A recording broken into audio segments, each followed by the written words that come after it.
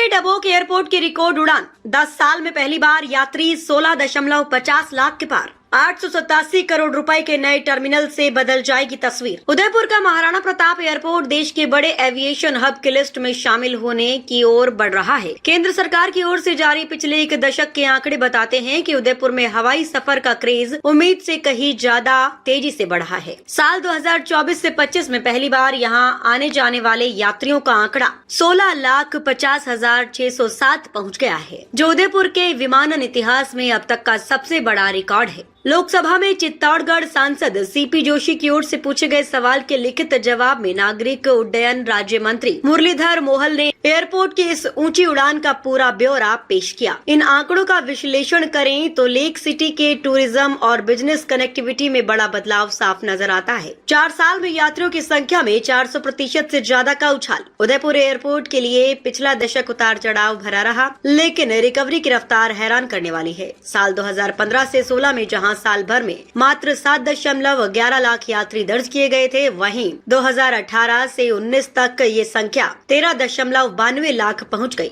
हालांकि 2020 से 21 के कोरोना काल में ये आंकड़ा बुरी तरह गिरकर महज 4.4 लाख रह गया था, लेकिन पर्यटन सीजन में आई तेजी और बढ़ती कनेक्टिविटी के कारण महज 4 साल के भीतर यात्रियों की संख्या में 400% से ज्यादा का उछाल आया है। आज स्थिति ये है कि उदयपुर एयरपोर्ट अपनी पुरानी क्षमता से कहीं आगे निकल चुका है। सिर्फ यात्रियों की भीड़ ही नहीं बढ़ी, बल्कि रनवे पर विमानों की गड़गड़ाहट भी बढ़ गई है। साल 2015 से 16 में पूरे साल में केवल 7,462 विमानों ने उड़ान भरी या लैंड किया था। साल 2024 से 25 में यह आंकड़ा बढ़कर 13,821 के पार पहुंच गया है। यानी पिछले 10 साल में विमानों की आवाजाही में 85% की ग्रोथ दर्ज की गई है। आज डबोक एयरपोर्ट पर हर दिन औसतन 37 से 38 फ्लाइट्स का मूवमेंट हो रहा है, जो शहर की मजबूत होती एयर कनेक्टिविटी को दर्शाता है।